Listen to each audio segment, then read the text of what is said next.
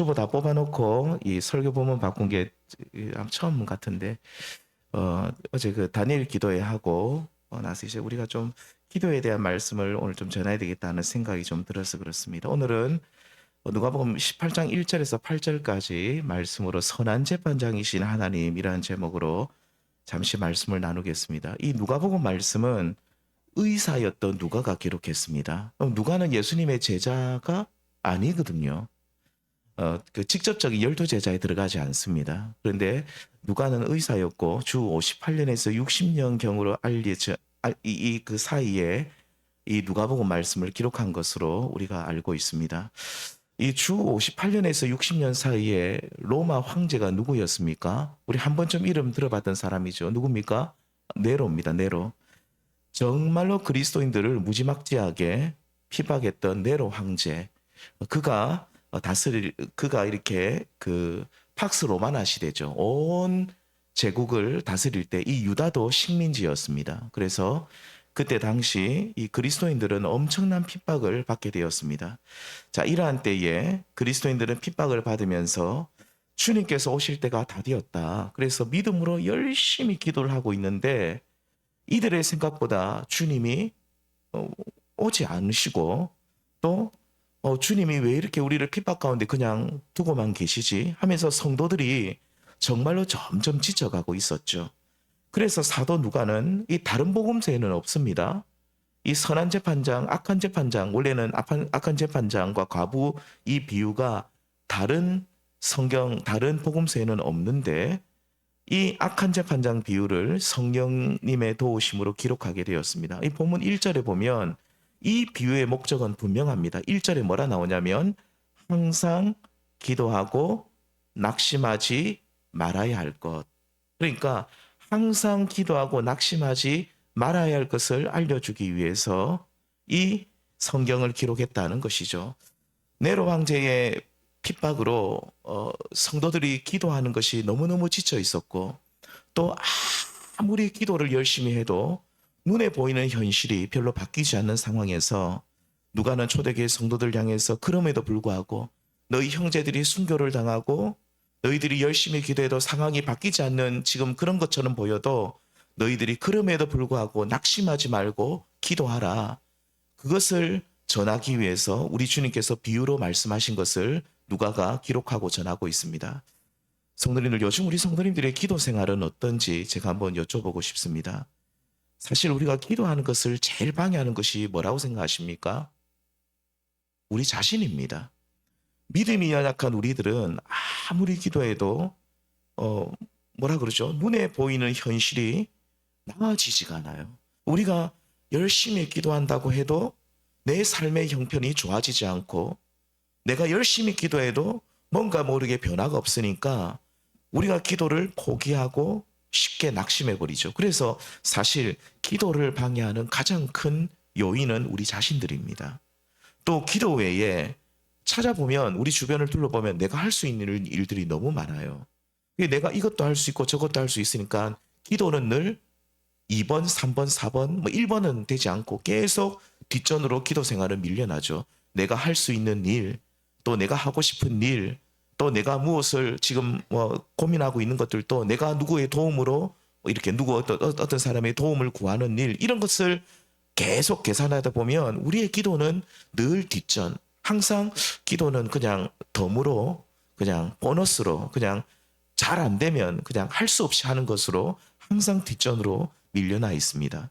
그럼에도 불구하고 오늘 우리 모두는 오늘 주님의 말씀처럼 항상 낙심하지 말고 기도해야 하는 줄 믿습니다. 기도해도 팍팍한 나의 생활이 당장 바뀌지 않고 또 기도 외에 내가 할 수 있는 일들이 아무리 많아도 오늘 주님의 말씀처럼 성도는 항상 기도하고 낙심하지 말아야 하는 줄 믿습니다. 왜냐하면 기도는요, 영혼의 호흡이고 하나님과의 교제이기 때문에 기도가 끊어지면 어떻게 될까요? 우리 생명이 위태로워지고 하나님과의 교제도 멀어지기 때문입니다. 이 기도는 탯줄입니다. 엄마 뱃속에 아기가 엄마의 탯줄을 통해서 뭘 받습니까? 혈액과 영양분을 다 공급받죠. 이 탯줄이 끊어지면 그냥 끝나는 겁니다. 기도는 하나님과 우리를 이어주는 탯줄과 같습니다. 그래서 이 기도의 탯줄을 통해서 하나님의 은혜를 받고 영적으로 성장을 하게 되는데, 또 기도에서 하나님께서 나를 도우시는 은혜를 우리가 경험하지 않으면 우리 신앙은 머리에만 머물러 있는 정말로 화석화된 신앙인이 되어버리고 맙니다. 그래서 오늘 우리가 우리의 신앙생활이 왜 이렇게 무미건조하고 왜 이렇게 재미가 없고 뭔가 모르게 우리의 삶 속에 살아계신 하나님의 손길을 왜 느끼지 못하는가라고 우리 자신의 그 원인들을 찾아가 보면 항상 기도 생활이 빠져 있어요. 그러므로 우리는 우리 이 시대가 아무리 많은 사람들이 기도 외에 다른 것들을 할 수 있다라고 외쳐도 우리는 항상 기도하는 삶을 살아야 하는 줄 믿습니다. 그래서 예수님께서는 악한 재판장 비유를 주셨는데, 이 비유의 내용은 굉장히 간단합니다. 어떤 내용입니까? 어떤 도시에 하나님을 두려워하지 않고 사람을 무시하는 한 재판장이 있었다고 합니다. 그런데 이 악한 재판장을 매일 찾아가서 번거롭게 하는 한 과부가 있었는데, 이 과부가 왜 이 재판장을 매일 찾아갑니까? 성경에 나오죠. 원수에 대한 나의 원한을 좀 풀어주십시오. 내가 억울한 일을 당했으니 올바른 판결을 내리셔서 나를 억울하게 한 저 사람을 좀 벌해 주시고 나의 이 원통함을 풀어달라는 겁니다. 얼마나 마음이 억울했으면 매일매일 찾아갑니다. 그 원한이 뭘까요? 경제적인 손실일 수 있죠. 예를 들면 우리 성도님들 중에서도 그런 분이 있죠. 누구에게 사기당하고 경제적으로 내가 손실을 굉장히 크게 입을 수도 있죠. 제가 전에 서울에서 사역할 때 전에 한 말씀드렸지만, 중국에서 이 부부가 둘 다 의사였어요. 조선족인데 두 분 다 의사였는데 굉장히 잘 살았대요. 중국에서 굉장히 잘 사는 집이었는데, 이제 우리 한국 사람에게 한 10년 정도 알던 이 사업하는 한국 사람에게 전 재산을 사기를 당했어요.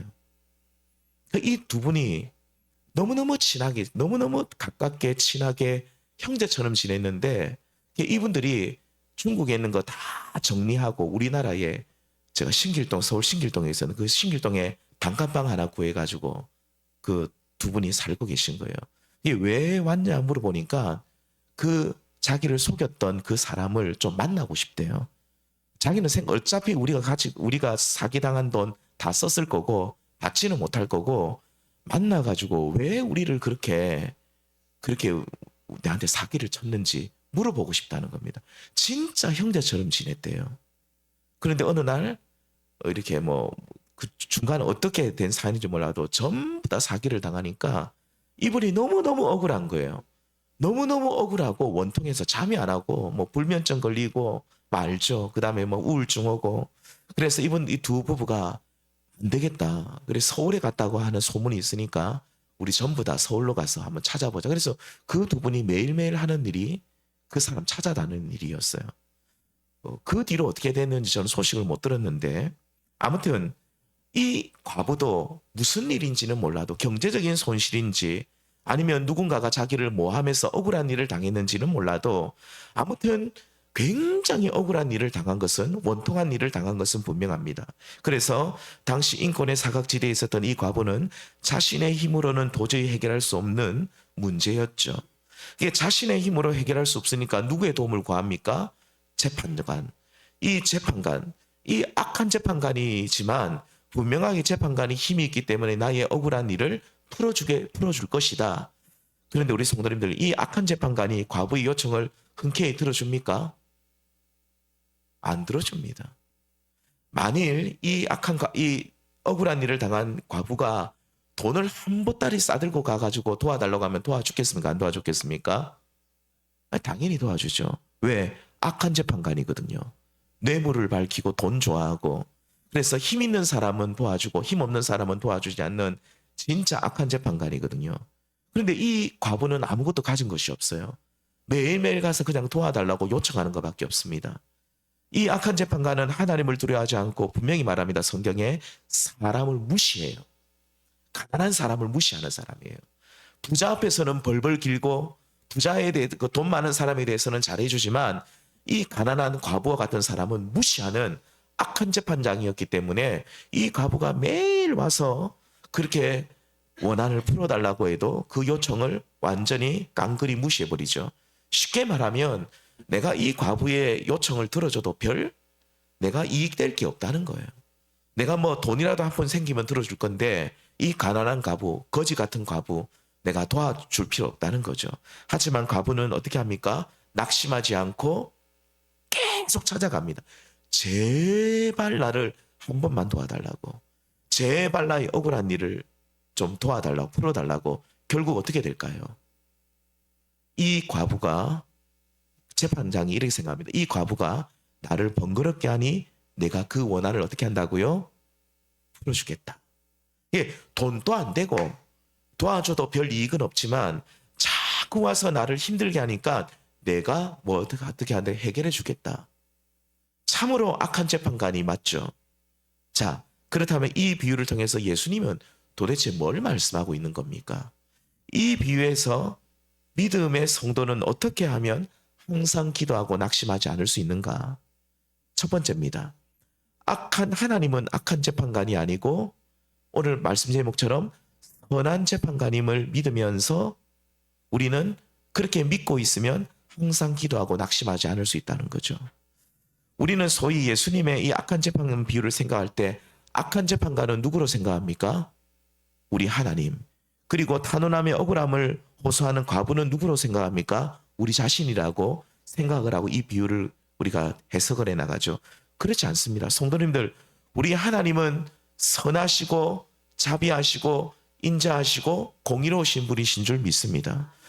하나님이라는 이름, 그 거룩한 이름 앞에 악한이라는 말은 가당치도 않죠. 팔짱을 끼고 거만하게 앉아가지고 자신의 유익만 위해서 재판하는, 또 사람을 무시하는 악한 재판장은 더더욱 아닙니다. 오직 우리 하나님은 어떤 분입니까? 공의로 심판하시고 오늘 비유에 나온 과부와 같이 억울한 일을 당하는 성도들의 그 탄원함을 우리 주님께서는 불쌍히 여기시고 들어주시는 분이십니다. 악한 재판관처럼 귀찮아가지고 도와주는 분이 아니라는 거죠.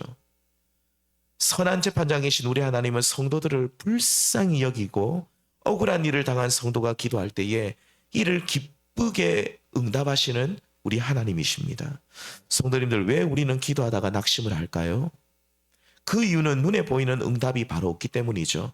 만일 여기 계신 저와 우리 성도님들이 내가 지금 기도하면 바로 응답을 받는다면 우리가 아무도 기도하면서 낙심할 사람이 없을 겁니다. 그런데 이것은 표면적인 이유고요. 진짜 그 마음을 살펴보면 하나님에 대한 왜곡된 시각이 자리 잡고 있습니다. 우리가 왜 기도하지 않느냐면 하나님을 잘못 알고 있기 때문이다, 이 말입니다. 하나님은 선하신 분이시고 정말로 참 좋으신 분이신데 기도하다가 바로 응답을 받지 못하면 우리는 어떻게 생각하냐면 하나님은 내가 기도해도 응답하지 않는 분이시고 또 하나님은 선하고 자비하신 분이 아니라 엄격하고 거절을 잘하시는 분이다 라는 마음이 생겨날 때에 우리는 기도하다가도 금방 포기해버린다, 이 말입니다. 기도해도 하나님은 나 같은 사람의 기도는 안 들어줄 거야.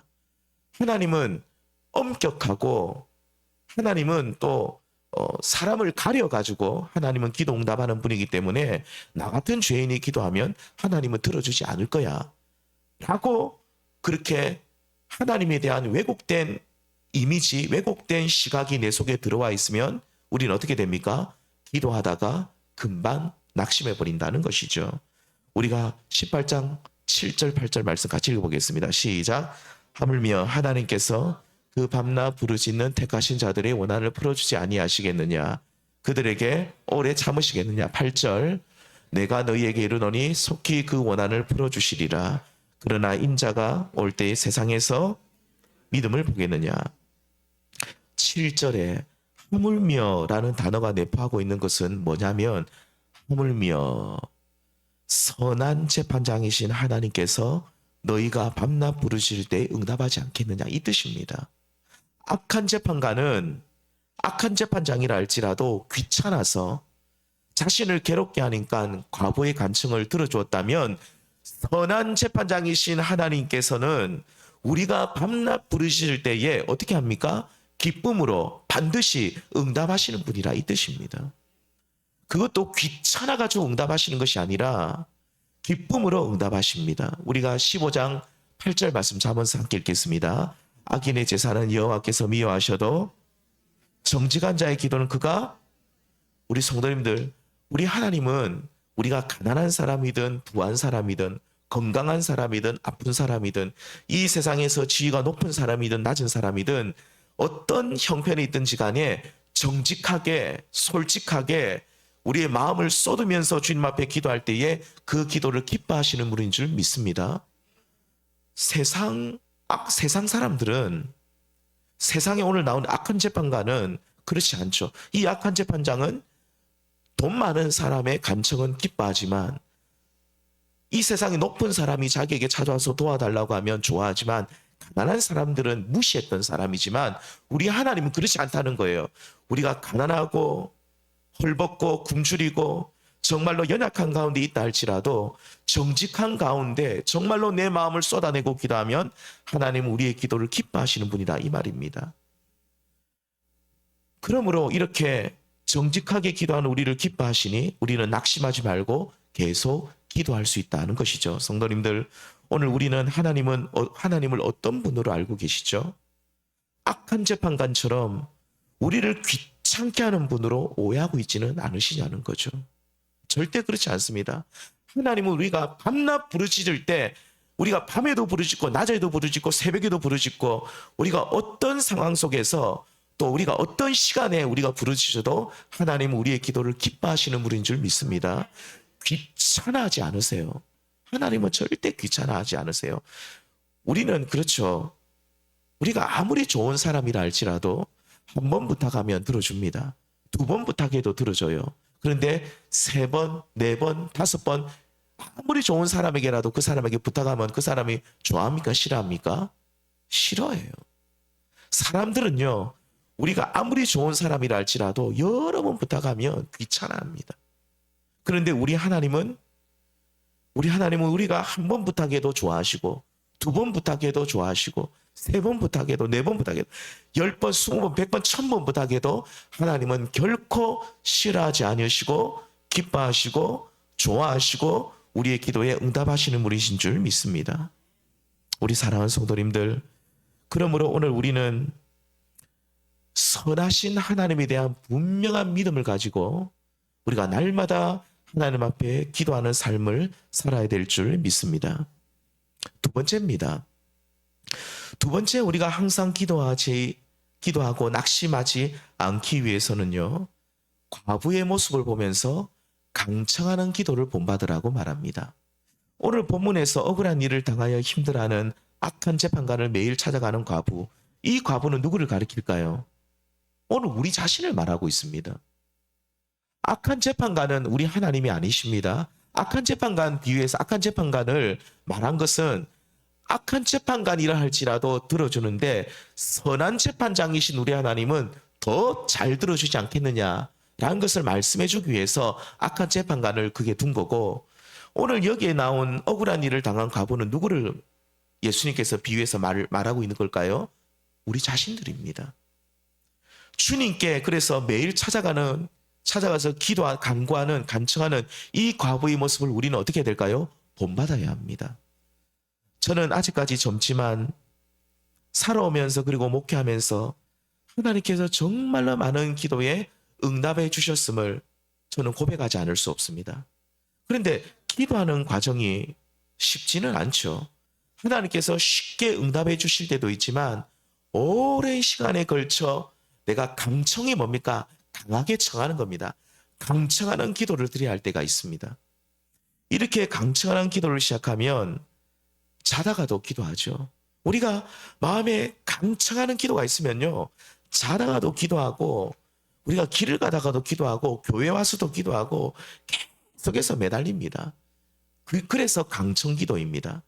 철없는 아이들이 부모에게 떼쓰는 모습하고 비슷합니다.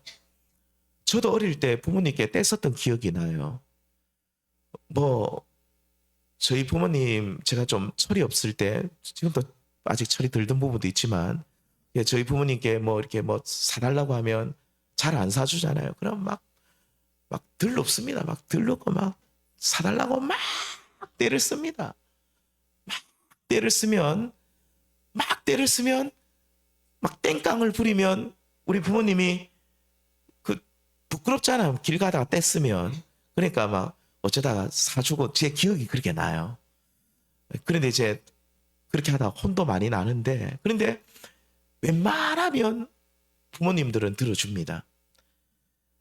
우리가 뭐 다른 사람을 해하는 기도, 하나님 저 사람 벌 주시고 저 사람 뭐 가다가 길 가다가 죽게 해주세요 이런 기도 빼고 또 정욕을 위한 기도, 하나님 뭐 로또 되게 이런 기도 빼고 하나님께 정말로 하나님의 뜻에 맞는 기도라고 한다면 정말로 간절히 기도하면 정말로 강청하게 기도하면 하나님은 우리의 기도를 어떻게 할까요? 반드시 들어주시는 분이신 줄 믿습니다. 우리는 그래서 강청하는 기도가 있어야 됩니다. 새벽에도 기도하고 낮에도 기도하고 밤에도 기도해야 됩니다. 길을 가다가도 기도하고 밥을 먹으면서도 기도하고 그리고 우리가 뭐 전화기도 다 꺼놓고 때로는 간절하게 기도드려야 됩니다. 이렇게 강청해서 기도할 때에 하나님께서 응답하지 않으셨던 적은 저의 경우는 거의 없었던 것 같아요. 우리 성도님들, 주님께서는 너희가 이 과부처럼 강청한 기도를 하라고 오늘 우리에게 말씀합니다. 하나님은 악한 재판관이 아니라 선한 재판관이라는 믿음을 가지고 우리를 불쌍히 여기시는 하나님께로 나아가서 이 과부처럼 밤낮 강청하는 기도를 올리라고 오늘 우리에게 말씀하고 계십니다. 그런데 이런 강청 기도를 드리고는 싶은데 우리가 과부처럼 억울한 일을 당하면 강청 기도를 할 수 있을 것 같아요. 또 우리의 삶 속에 정말로 어려운 문제가 있으면 강청 기도를 할 것 같은데 어려운 일도 없어요. 억울한 일도 없어요. 강청할 기도 제목이 없다는 분이 있어요. 그런데도 불구하고 우리는 강청 기도를 드려야 됩니다. 우리 주님께서 항상 기도하고 낙심하지 말아야 한다라고 하셨고 마지막 8절 말씀에 오늘 보면 세상에서 믿음을 보겠느냐라고 하시면서 우리에게 너희는 믿음으로 날마다 강청 기도하라고 오늘 이 비유가 끝이 나요.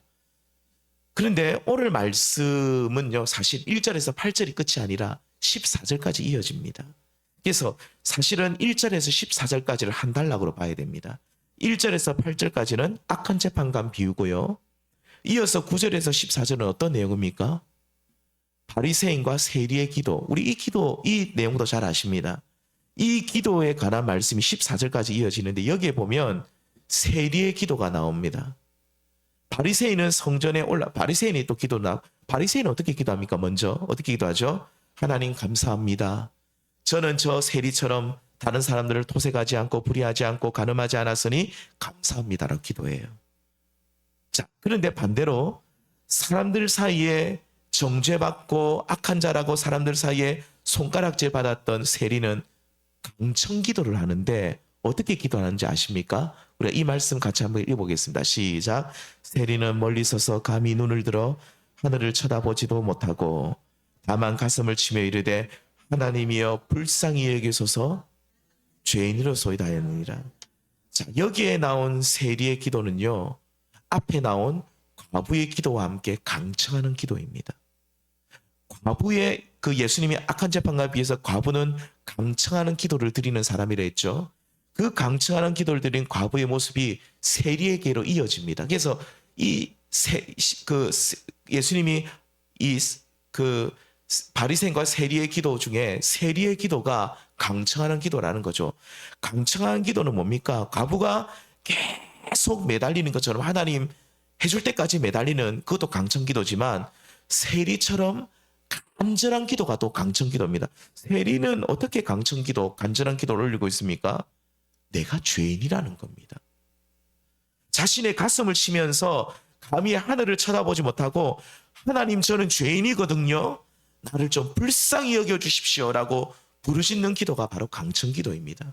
이게 강청 기도의 종류는 두 가지입니다. 강하게 청하는 것도 강청 기도지만 자기가 죄인임을 알고 가슴을 치면서 하나님 나의 죄를 용서해달라고 간절히 엎드리는 이 기도도 강청 기도입니다. 우리 주님께서는 말세에 이 마지막 때에 믿음을 보겠느냐 하면서 너희가 이런 강청 기도를 올리는 자가 앞으로 말세가 되면 내가 올 때가 다 되면 이런 기도를 드리는 자가 적다는 거예요.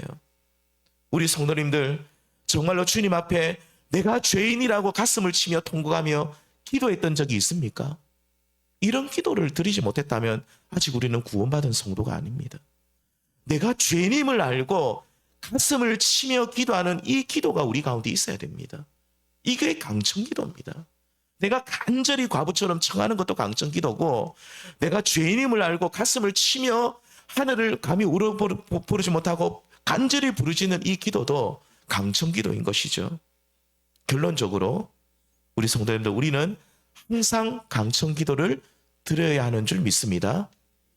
과부처럼 억울한 일 당하고 과부처럼 내가 해결할 수 없는 문제를 두고 하나님 앞에 간절히 강청기도를 드릴 수 있어야 됩니다.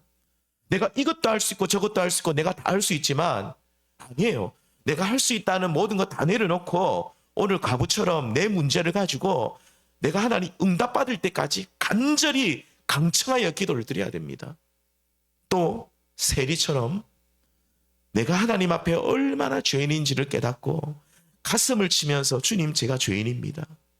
나를 좀 불쌍히 여겨달라고, 내가 죄인임을 알고 나의 죄를 용서해달라고 그렇게 강청하게 기도할 수 있는 이 기도 또한 강청기도인 것이죠. 그래서 우리는 내 삶에 문제가 없어도 강청기도를 해야 됩니다. 주님 앞에 가는 그날까지 강청기도를 드려야 됩니다. 그런데 우리 성도님들, 이렇게 강청하여 기도하는 자, 강청기도를 드리는 사람에게 큰 은혜를 주시는데 어떤 은혜를 주시는가? 이런 은혜를 주십니다. 함께 읽겠습니다. 시작. 내가 너희에게 이르노니 이에 저 바리새인이 아니고 이 사람이 의롭다 하심을 받고 그의 집으로 내려갔느니라. 무릇 자기를 높이는 자는 낮아지고 자기를 낮추는 자는 하시니라. 아멘. 자, 이렇게 자신이 죄인임을 인정하면서 겸손하게 엎드려 하나님의 자비하심을 구하는 세리와 같은 강청기도를 드리는 성도는 하나님으로부터 뭘 받습니까? 의롭다 하심을 받고 또 뭘 받습니까? 높임을 받습니다. 그러니까 강청기도를 드리면 우리가 하나님 앞에 의롭다 하심을 받고 높임을 받고, 과부의 경우는 어떤 은혜를 받습니까? 응답을 받죠. 억울한 일이 풀어지는 거예요. 문제가 풀어지는 거예요. 내가 해결할 수 없는 문제가 해결되는 거예요. 세리도 강청기도를 드렸죠. 세리는 어떤 은혜를 받습니까? 자기의 죄가 용서함 받고 의롭다함을 받고 그 비천한 삶을 살던 이 세리가 높임을 받아요. 성도님들, 저는 여기 계신 우리 모든 성도님들께서 정말로 오늘 이 과부처럼 또 이 세리처럼 날마다 때마다 시마다 나와 강청하여 기도할 수 있는 우리 모든 성도님들 될 수 있기를 바랍니다. 우리가 어제 제가 다니엘 기도회를 시작을 했는데, 물론 저희 교회에서 주관하는 건 아닙니다. 저기 서울 오륜교회, 우리 같은 교단이지만 오륜교회에서 하는 거 우리가 같이 우리가도 신청을 해서 같이 참여하면서 기도하는데, 우리가 저녁에 와서 이게 이 21일 동안 세일 동안 하는 거죠. 다니엘서에 나오는 10장에 나오는 다니엘이 하나님께서 다니엘에게 그러니까 유다 백성들의 마지막을 보여줍니다. 그러니까 하나님께서 앞으로 될 일을 보여줄 때 이 다니엘이 너무너무 괴로운 거예요. 너무너무 마음이 괴로운, 그러니까 쉽게 말하면 하나님의 환상과 꿈을 보게 되는데 너무너무 괴롭고 힘들어가지고 새 일회 동안 3주 동안 작정하여 기도를 합니다. 그렇게 하나님 앞에 기도했을 때 하나님이 다니엘의 기도에 응답을 하시거든요. 오늘 우리들도, 우리 성도님들, 내 삶에 문제가 있을 때 우리는 오늘 이 과부처럼 또 이 세리처럼 하나님 앞에 나와 강청하여 기도를 드려야 됩니다. 우리도 이 다니엘처럼 새 일회 동안 작정하여 한번 기도를 해보자는 거죠. 우리가 기도하지 않으면요, 하나님의 살아계심을 우리가 경험을 하지 못해요. 우리가 경험하지 못하면 우리의 신앙은 화석화되어 버리면 딱딱하게 굳어져 버립니다. 내가 하나님의 살아계심을 경험하게 되면요, 우리가 얼마나 생동력이 넘치고 활력이 있는 신앙인이 되는지 모릅니다. 그래서 우리 성도님들, 우리 삶에 문제가 없는 분들이 어디 있겠습니까? 내 삶에 아직 올 한 해 해결되지 못한 문제들 가지고 나와서 우리가 합심해서 같이 기도하자는 거죠. 밤 8시에 나와서 2시간 동안 찬양하고 말씀 듣고 기도하자는 거죠. 간증도 들으면서 기도하자는 거죠.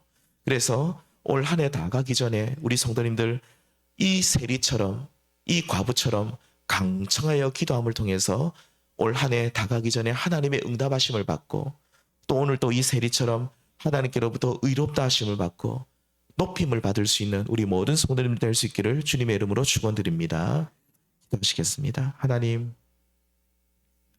마지막 때에 내가 믿음을 보겠느냐라고 말씀하시면서 말세가 되면